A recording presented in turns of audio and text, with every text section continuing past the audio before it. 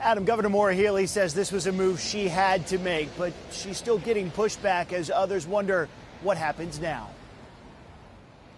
They're meant to serve as safety nets, but some people are being forced out of the state's emergency assistance shelters. Families not receiving priority status now face 5-day limits. Many are migrants. Governor Maura Healey insisting Thursday she has little other choice. I set this policy in place because we're at capacity, something I've been saying for a long time now. Immigrant advocacy groups taking to the steps of the State House demanding Governor Healey reverse course.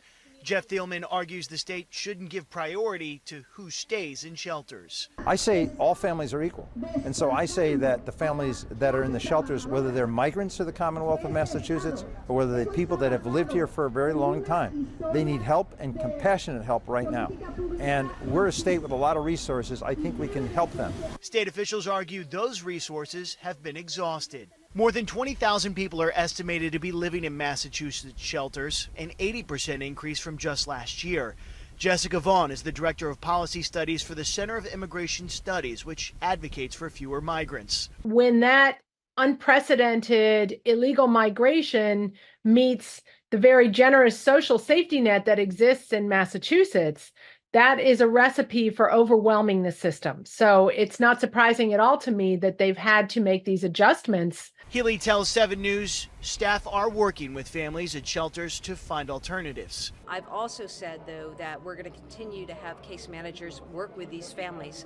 Ultimately, what we're trying to do is get people working, get people out of shelter. Governor Healey has pressed federal officials to expedite work authorizations, which in some cases can take up to a year. Lori Millman has spent 16 years trying to find work for migrants. And everyone we work with, everyone wants to work. They want to work now.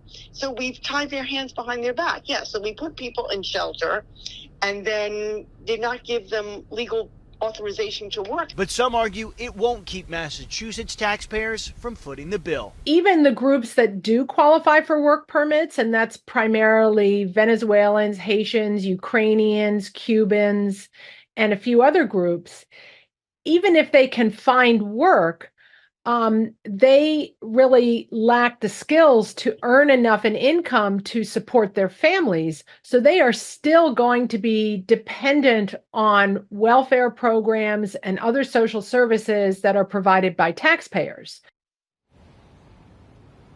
Now, the governor also tells me that another reason to keep this system in place is to ensure that those resources remain available to Massachusetts residents, particularly those who are victims of domestic violence, natural disasters, as well as newborns, not to mention the state's homeless population.